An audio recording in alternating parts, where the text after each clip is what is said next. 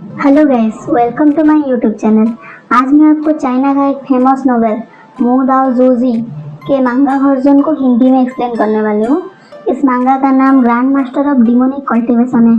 तो इस नोवेल को बेस्ड करके एक चाइनीज ड्रामा भी बनाया गया था जिसका नाम द अनटेम्ड है। अगर आपने द अनटेम्ड देखा होगा तो आपको पता है कि जो मेन लीड थे ना, उसके उन दोनों के बीच में रोमांटिक रिलेशनशिप को नहीं दिखाया गया था। लेकिन ये जो मांगा वर्जन है इसमें मेन लीड के बीच में रोमांटिक रिलेशनशिप को दिखाया गया है। इस वजह से थोड़ा ज़्यादा इंटरेस्टिंग है। तो चलिए वंक्शन लवर्स, बिना किसी देरी के हम इस स्टोरी को आगे बढ़ाते हैं। तो हमारी स्टोरी कुछ ऐसे शुरू होती है। एक अंधेरे से घर में एक लड़का बैठा था जो कि कुछ जादू कर रहा था। ओके, जो जादू करता है और वो खुद बोलता है कि मेरा नाम मो सुआनू है और मेरा माँ का जन्म जो हुआ था एक उपपत्नी के रूप में मो कुल में हुआ था। ओके, जिस वजह से उन्होंने 16 साल के उम्र में मुझे जन्म दिया था। उसके बाद जब मुझे 14 साल हुआ तो मुझे कल्टीवेशन सीखने के लिए जिन कबीले के द्वारा लिया गया था, मतलब कि स्वीकार कर लिया गया। फिर मेरा खराब योग्यता और कुछ सांसारिक मामलों की वजह से मुझे फिर से वापस घर भेज दिया गया। इस वजह से पूरे मो कबीले द्वारा मेरे और मेरे माँ के अपमान किया जाने लगा, जिस वजह से मेरे माँ ने बहुत ही कम उम्र में मौत हो गई। ओके, जब मौत हो गई तो मैं इस दुनिया में अकेला रह गया और मैं मौजूद हूँ। अभी मेरे साथ कोई भी नहीं है, मैं पूरा अकेला हो चुका हूँ। और ये बोलते ही वो चिल्लाकर बोलने लगता है कि मैं आपकी दुष्ट आत्मा को पुनर्जन्म के लिए प्रार्थना करता हूँ ताकि मेरी अधूरी इच्छा पूरी हो सके, और मैं अपने शरीर को चारे के रूप में इस्तेमाल करूँगा ताकि आपकी आत्मा के लिए बलिदान के रूप में मैं अपनी आत्मा को मुआवजे के रूप में दे सकूं। ओके, ये सब बोलते वो चिल्लाता है कि आपको पृथ्वी में लौटना होगा। मैं भयानक पिशाच को इलिंग कुल प्रमुख विवुसियन को बुलाता हूँ, इस धरती पर आपको लौटना होगा। ऐसा सब कुछ चिल्लाता है। वो सब चिल्लाने के बाद हमें एक दूसरा पास्ट का सीन जैसा कुछ दिखाया जाता है जहाँ पर बहुत सारे लोग या कल्टिवेटर, हम कुछ भी कह सकते हैं, और एक दूसरे से शायद बात कर रहे थे तो उनकी आवाज़ हमें सुनाई देती है। तो वहाँ पर कुछ लोग कहते हैं कि ये अच्छा हुआ कि विभूषण मारा गया, जो इलिंग का कुल प्रमुख था वो मारा गया, वो अपने भाई के हाथों से मारा गया। कोई बोलता है जिंगचेंग ने उसने उसको मार डाला। ओके, तो कोई बोलता है कि नहीं, वो तो 4 महान संप्रदाय जो इनमिंग के जियान कबीले, लेनलिंग के लेन कबीले, गुस्सू के लेन कबीले और किंगे के नाई कबीले द्वारा मारा गया। ऐसे सब बहुत तरह तरह की बात करते हैं। तभी एक आदमी बोलता है कि मैंने तो ऐसा सुना है कि वो अंधकार का मार्ग अपनाया था, इस वजह से उसकी शक्ति उस पर ही उल्टी पड़ गई और वो भूत सैनिक अपने ही भूत सैनिक के द्वारा मारा गया। ओके, ये सब बताते हैं। तो और एक बोलता है उसका कर्म ही ऐसा था, जो जैसा कर्म करेगा उसे तो ऐसा ही फल मिलेगा। भूत सैनिक तो पागल की तरह, पागल कुत्ते की तरह थे ना, जो जिनको भी उनके सामने देखते थे वो सभी को मार डालते थे। तो उनके पास दिमाग नहीं था, इस वजह से उन्होंने वो अपनी मास्टर को भी नहीं बेचा ना, उसे भी मार डाला। तो और एक बोलता है इनके जियान कबीले ने उसे अपनाया और शिक्षा नहीं दिया होता तो अब तक तो वो एक सड़क पर भिखारी ही होता ना। और जियांग कबीले ने उसके लिए क्या कुछ नहीं किया। उसके कबीले के प्रमुख ने उसने अपने बच्चों की तरह पाला, पोसा, बड़ा किया, लेकिन बदले में उसे क्या दिया? ये तो उनके पूरे परिवार को नाश ही कर दिया। उनके परिवार के नाश के ये मुख्य कारण है, इसने उस परिवार को पूरा कलंकित ही कर दिया, ये सब बोलते हैं। तभी और एक आदमी बोलता है लेकिन अगर जियांग चांग ने कभी विभूषण की कमजोरी को हमें बताया नहीं होता और नहीं बताया होता कि उसको उस कमजोरी पर प्रहार करना है, तो क्या हमको पता है हम इस हमले में सफल हो सकते थे? ये सब बोलते हैं। फिर एक आदमी बोलता है ये मत बोलो कि विभूषण के हाथ में क्या था। वो एक शक्तिशाली ताबीज था जिसकी वजह से 300 कल्टिवेटर्स की एक रात में जान गई थी। तभी दूसरा बोलता है नहीं नहीं, 3000 नहीं, वो तो 5000 से अधिक था ना। क्या वो सचमुच पागल हो गया था? ये मतलब अच्छी बात नहीं है, ये बोलता है। उसके बाद बोलता है हाँ, दूसरी बात ये अच्छा है कि वो मरने से पहले जो उसका बुरा हथियार था उसे नष्ट कर दिया, नहीं तो पता नहीं क्या कितनी बड़ी अनर्थ हो जाता। ये सब बोलता है। तभी एक और आदमी बोलता है जानते हो उस समय पर विभूषण भी एक बहुत ही होनहार शिष्यों में से एक था। वो बहुत ही प्रतिष्ठित संप्रदाय से आता था, तो वो छोटी सी उम्र में तो सफलता हासिल कर दी थी। ये तो निश्चित है कि अगर तुम अच्छे मार्ग पर चलोगे तो अच्छा बनोगे, अगर तुम बुरे मार्ग अपनाओगे तो तुम्हारा अंत निश्चित है। ये सब बोलते हैं। तभी हमें दिखाया जाता, हमें और एक सीन दिखाया जाता है जहाँ पर एक बेटा मतलब कि एक बच्चा बोलता है कि अगर विभूषण की आत्मा का अंतिम भाग लौट आया और उसने किसी और के शरीर को लेकर पुनर्जन्म कर लिया तो क्या होगा। तो फिर एक दूसरा बहुत ज्यादा डरते हुए बोलता है नहीं नहीं ऐसा नहीं हो सकता, वो दूसरी बार जन्म नहीं ले सकती। तो वो पूछता है क्यों। तो दूसरा बोलता है लुआनजान पहाड़ी की चोटी पर एक 20 पत्थर है जो कि जानवर पत्थर स्थापित है। वो बड़े बड़े कबीले की आत्मा और जो शरीर उस रास्ते से जाते हैं ना उन पर नजर रखते हैं।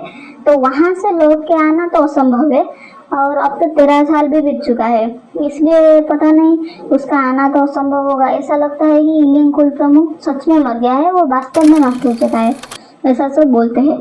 तभी हमें एक पेपर या जो बोलते हैं ना खाता जैसा कुछ दिखाया जाता है जो कि विभूषण के द्वारा लिखाया जाता है एक पुस्तक। ओके, तो हम देखते हैं अभी सीन हमको 13 साल बाद की दिखाया जाता है कि जब वो जो मौजवान था ना जो घर पर अपना जादू टोना कर रहा था, हाँ अब वो अपना बॉडी को दे चुका था, मतलब उसके आत्मा के बदले में विभूषण की आत्मा को बुला चुका था। ओके, जब विभूषण जिंदा होता है और अपने आंखें खोलता है तो इधर उधर देखता है और देखकर एकदम चौंक जाता है, ये क्या हुआ। मतलब मैंने तो मर चुका हूँ ना, मैं तो वर्षों से मर चुका था। ये सोच ही रहा था कि उसे पता नहीं क्या हुआ कि धड़ाम से एक कबाड़ खुला और एक मोटा सा आदमी एकदम से अंदर घुसा है जो कि मोकुल का राजकुमार है। वो आकर विभूषण एक जोर से लात मारता है। तो विभूषण को समझ पाए उससे पहले मोटा आदमी बोलता है तुम क्या समझते क्या हो अपने आप को, कट स्लीप कहेंगे। एक्चुअली कट स्लीप मतलब यहाँ पर गे या होमोसेक्सुअल होता है। आपके जानकारी के लिए बता दूं तो बता दे तुम अपने आप को क्या समझते हो, क्या तुम मरने की नाटक करते हो, जिंदा होते हुए भी तुम मरने का नाटक कर रहे हो। तो तुम्हें क्या लगता है तुम ये जो जगह जमीन पर रहते हो, जो चावल तुम खाते हो और जो ये सब जो पैसा खर्च कर रहे हो ये किसका है। ये किसका है, कभी सोचा है। वैसे भी अपनी चीज लेने में तो कोई बुराई नहीं है, तो ये सारे चीज तो शुरू से ही मेरा है। ये सब वो मोटा आदमी बोलता है। तभी विभूषण मन में सोचता है ओ माय गॉड ये लड़का मुझे मार कैसे लेता है, इसके अंदर तो बहुत ज्यादा साहस है। ये सब सोच ही रहा था कि तभी फिर से उसके मुंह पर एक मुक्का मारता है वो मोटा आदमी और बोलता है तुम्हारे साहस को मैं मतलब कि तुम्हारी हिम्मत को मैं दाद देती हूँ। तुम मेरे मम्मी पापा के सामने जाकर कैसे बोल सकते हो कि मैंने तुम्हें सताया, मैंने तुम्हें कैसे सताया, जाके तुम बोल सकते हो। क्या तुम्हें लगता है कि इस घर में तुम्हारी भी बात कोई सुनेगा। ये बोलकर वो हंसने लगता है। तभी वहां पर एक नौकर आता है और बोलता है यंग मास्टर और इस घर में सब कुछ नष्ट हो गया है और कुछ भी बाकी नहीं है। और मोटा आदमी बोलता है क्या इतनी जल्दी काम हो गया, तुम इतनी जल्दी काम कैसे खत्म कर सकते हो। तभी नौकर बोलता है वैसे तो ये छोटा सा झोपड़ी है, इसके अंदर ज्यादा कुछ खास नहीं है, इस वजह से काम जल्दी ही खत्म हो गया। उसके बाद वो मोटा आदमी विभूषण को फिर से एक थप्पड़ मारता है और बोलता है क्या तुम सिर्फ इसलिए खुद पर गर्व करते हो क्योंकि तुमने आध्यात्मिक शक्ति का पढ़ाई की है। हाँ कुछ वर्षों के लिए वहां पर जाके पढ़ाई किया कर ले, तुम्हारे तो पर निकला है, ऐसा सब बोलने लगता है। फिर बोलता है कि तुम्हें जब घर उन्होंने वापस कुत्ते की तरफ भेजा तो तुम्हें कैसा लगा, तुम्हें क्या बुरा नहीं लगा, बोलो ना आप चुप क्यों हो बोलो। ये सब बोलकर फिर से उसे मारने लगता है। छोड़ो, तब बोलता है छोड़ो कोई बात नहीं, वैसे भी इन कबाड़ों के डर में तुम रह कैसे लेते हो। अब जब मैंने तुम्हारा यहाँ पर सब कुछ तोड़ ही दिया है तो देखते हैं इस बार तुम जाके किसी और क्या क्या बताते हो मेरे बारे में। ये सब बोलने के बाद वो विभूषण को फिर से बहुत ज्यादा मारता है, मारने के बाद बाहर जाने लगता है। जाते जाते नौकर को कहता है ध्यान रखना इस महीने ये घर से बाहर नहीं निकलना चाहिए, अगर घर से बाहर निकला तो तुम सबकी खैर नहीं। तो सारे नौकर बोलते हैं नहीं नहीं मास्टर हम इसे बाहर ही नहीं निकलने देंगे, ये सब बोलता है। तभी विभूषण वहां पर आप जो सभी चले जाते हैं तभी विभूषण क्या करता है ना वहां पर पढ़ा एक किताब को पढ़ने लगता है, देखता है और देखते हुए बोलता है कि हाँ ये तो कुछ जाना पहचाना सा लग रहा है, ऐसा लगता है कि मैंने इसे ही बनाया है। तो विभूषण बोलता है हाँ इसे तो मैं देख रहा हूँ, ये तो जियन से है ना। बाय द वे जियन से एक टाइप का मंत्र है या फिर व्यूह रचना जो भी आप बोल सकते हो। एक्चुअली जो भी इंसान अपनी इच्छा पूरी करने के लिए एक भयानक पिशाच को बुलाता है ताकि वो उसको अपना शरीर दे सके, वो शरीर का इस्तेमाल करके वो पिशाच जो उस शरीर का मालिक था काम जो था ना उस काम को कंप्लीट कर सके। Okay back to the story. जब विभूषण अभिमन्यु को देखता है तो वो सोचता है मुझे कब से एक राक्षस के श्रेणी में लिया जाने लगा, क्या इसलिए कि उस समय पर मेरा इमेज थोड़ा सा खराब था और मैं भयानक मौत मरा था इस वजह से। ओ माय गॉड, कितना बेतुका बात है। ये सब सोच ही रहा था कि उसे फिर से याद आता है, ओ माय गॉड, मौत मारने के बाद तो मैं भूल ही गया। उसकी इच्छा तो मुझे पूरी करनी होगी। अगर मैंने पूरा नहीं किया तो मतलब कि मेरा आत्मा जो है नष्ट हो जाएगा, क्योंकि वो जो मंत्र है ना, वो मंत्र का असर उल्टा पड़ेगा और मेरा आत्मा नष्ट हो जाएगा, कभी दोबारा जन्म भी नहीं ले सकेगा। इस वजह से मुझे उसका इच्छा को पूरी करना है। लेकिन वो पेपर को फिर से देखता है, फिर बोलता है वेट, ये लिखा क्या है, इसमें तो कुछ भी नहीं लिखा है, तो इसका इच्छा मैं कैसे जानूंगा। ये बदमाश पेपर को ऐसे अधूरा छोड़ दिया, क्या उसे पता नहीं यहाँ पर कुछ लिखना भी होता है। फिर बोलता है खैर कोई बात नहीं, हालांकि मुझे पता नहीं ये मतलब कि उसका इच्छा क्या था, लेकिन ये बदमाश के हरकत को देखते हुए ऐसा लगता है पूरी मऊ कबीले को मिटा देना ही उसका आखिरी इच्छा होगा। हाँ, तो ये सब बोलते ही वो बोलता है, फिर से वो दुखी का हो जाता है और आहें भरते हुए बोलता है अपने आप से कि आखिरकार मैं एक महान अनैतिक कृतज्ञ मतलब खलनायक हूँ, जो कि पागल हो चुका था और किसी की भी परवाह नहीं करता था और अपनी परिवार और दोस्तों को भी नहीं छोड़ा। क्या मुझे मतलब बोलता है कि मुझसे ज्यादा कोई दुष्ट और बुरा आदमी इस दुनिया में हो सकता है क्या। ऐसे सब बोलते हुए जाकर उस पास में एक बेड पड़ा था उस पर लेट जाता है। लेटते हुए बोलता है कि तुमने गलत इंसान को पकड़ लिया है। ये सब बोल इसी टाइम पर एक कोई आता है और दरवाजा को खटखटाने लगता है। दरवाजा के खटखटाने की आवाज सुनते ही विभीषण क्या करता है ना, नीचे गिर जाता है। नीचे गिरकर जब देखता है वहां पर एक नौकर सामने खड़ा हुआ था, जो कि हाथ में एक कटोरी टाइप कुछ उसमें खाना रखा हुआ था। वो लाकर विभीषण की तरफ धकेल देता है और बोलता है कि लो, देख क्या रहे हो, खा लो और मुझे बाद में कटोरा भी लेके यहाँ से जाना है। ये बोलकर वो बाहर चला जाता है और बाहर पहुंच के उसके जो दोस्त थे वहां पर खड़े थे उनके साथ बात करने लगता है कि क्या कर रहे हो तुम, ऐसे सब पूछने लगता है। तो एक दूसरा नौकर बोलता है तुम्हारा तो कोई काम ही नहीं है, लेकिन तुम दिन में सिर्फ इसे एक बार खाना देते हो, लेकिन इस घर में किसी को परवाह ही नहीं है कि तुम आलसी हो या नहीं। इसका खाने पीने की तो किसी को भी पड़ी नहीं है। क्या तुम्हें लगता है कि मौसम अशुभ है, इस वजह से तुम यहाँ नहीं आते हो। तो वो नौकर बोलता है अशुभ है या नहीं मुझे पता नहीं, लेकिन तुम्हें क्या लगता है मुझे इसको खाना देने के सिवा क्या और कोई काम नहीं है क्या। मुझे तो बहुत ज्यादा काम है, मुझे सिर्फ इसको अभी खाना देने का आदेश मिला था, इस वजह से मैं यहाँ पर आया था। तो विभीषण ना जो है घर के अंदर बैठकर ये सब बातें सुन रहा था और बातें सुनते सुनते ये सोचता है कि सचमुच मैं भूमि पर रहने वाले एक बाघ, पानी में रहने वाले एक ड्रैगन और बिना पंख वाले फेनिक्स से भी बेहतर नहीं हूँ, तो मुझ पर ये ज्यादा सूट करता है। ये सब सोचता है। सोचते सोचते ये जाकर उस खाना को तेजी से खाने लगता है। तभी बाहर फिर से आवाज सुनाई देता है कि तुम इतने दिनों से खेलने क्यों नहीं आ रहे हो।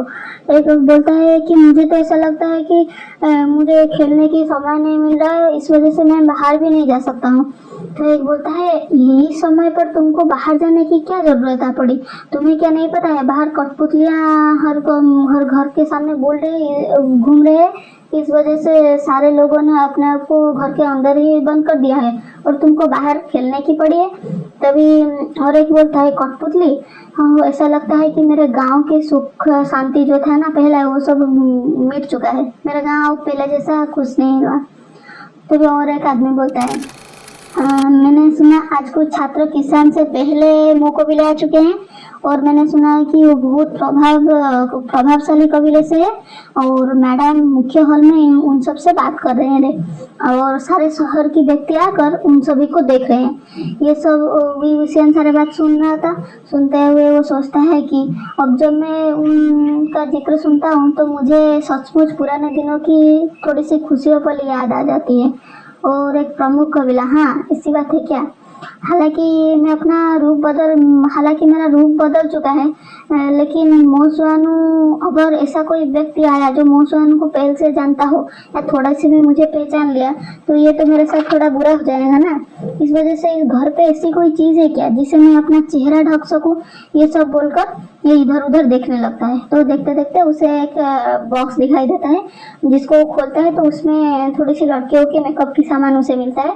वो सारे मेकअप को लेता है और अपने चेहरे पे ऐसे ऐसे करके लगाने लगता है। लगाने के बाद वो बोलता है, हो गया, मेरा काम हो गया और इससे अब मुझे कोई नहीं पहचान पाएगी, इसे बोलता है। तभी हमें देखते हैं कि दोनों को फिर बाहर बात कर रहे थे कि मैं तुम्हारे साथ खेल नहीं सकता, इस वजह से मुझे माफ कर दो, मेरा काम जब खत्म होगा तो मैं तुम्हारे साथ जरूर खेलने जाऊंगा। तभी क्या होता है ना, दरवाजा धम से मतलब टूट जाता है और नौकर विभूषण को देखकर एकदम चौंक जाता है। ये क्या, वो मतलब कि अपने फेस पर इतना कार्टून जैसा मेकअप करके निकला था, जो कोई देखेगा वो भी हंस के पागल हो जाएगा। लेकिन वो दोनों तो आश्चर्य हो गए थे, क्या ये पागल हो गया है। विभूषण एकदम, मतलब विभूषण को तो कुछ फर्क ही नहीं पड़ रहा था, वो तो बाहर